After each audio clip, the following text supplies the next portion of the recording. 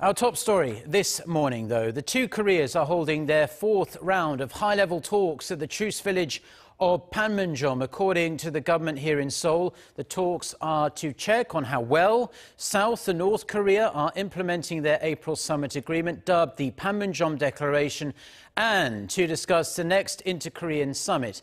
Expectations are high that these talks could rubber stamp the specific time and location of the third inter-Korean summit of the year. For more, let's connect to our Unification Ministry correspondent Oh Jung-hee, who's standing by for us at the Office for Inter-Korean Dialogue in Seoul. So Jung-hee, fill us in. Mark, we're expecting today's high-level talks to have started just now at the border village of Panmunjom. Seoul has a four-member delegation led by South Korea's Unification Minister Cho Myoung-gyon, plus three others, including one from Seoul's presidential office of Cheongwadae. Pyongyang has sent a five-member delegation that's led by the head of its reunification committee, Lee Sun-kwon, and includes three senior officials in charge of environment, railways, and economic cooperation.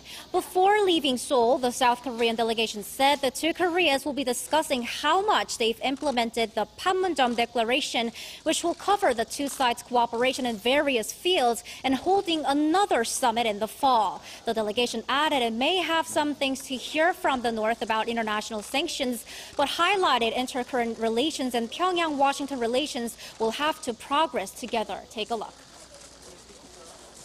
Form a virtuous cycle between inter-Korean relations and North Korea-US relations with the goal of complete denuclearization of the Korean peninsula.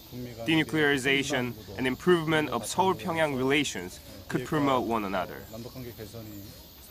Well, Jung-hee, we hope that can be the case because progress seems to have slowed quite a bit in recent months.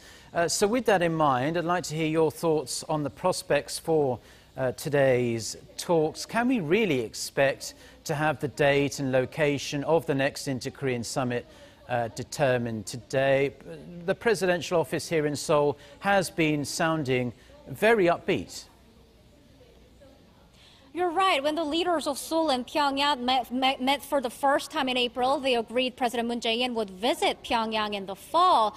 But reports arose quite recently that the inter-Korean summit could be held as early as late this month, and the North's proposal of high-level talks last week added to the optimism. At a press briefing over the weekend, the nation's top office spokesperson said through today's talks, he expects the two Koreas to agree on the summit's date and location, as well as the size of South Korean delegation to visit the North. He added the two Koreas have been communicating through various channels, and his expectations are grounded in fact. So if today's high-level talks succeed in setting some specific schedules of the next and third inter-Korean summit of the year, that summit could provide momentum to the nuclear negotiations between North Korea and the U.S., which, like you mentioned, have stalled over the past few weeks.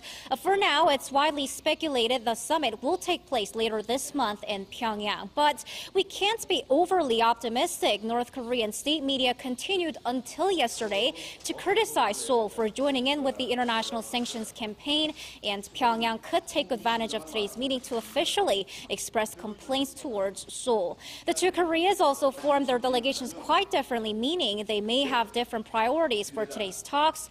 Seoul has an official from the presidential office hinting it's focused on planning the summit, while North Korea has three officials from the economy front, showing it's more interested in boosting inter-Korean economic cooperation. So whether today's talks will be a success and ends with a summit schedule or only sees stark contrast in views on sanctions really remains to be seen. Mark.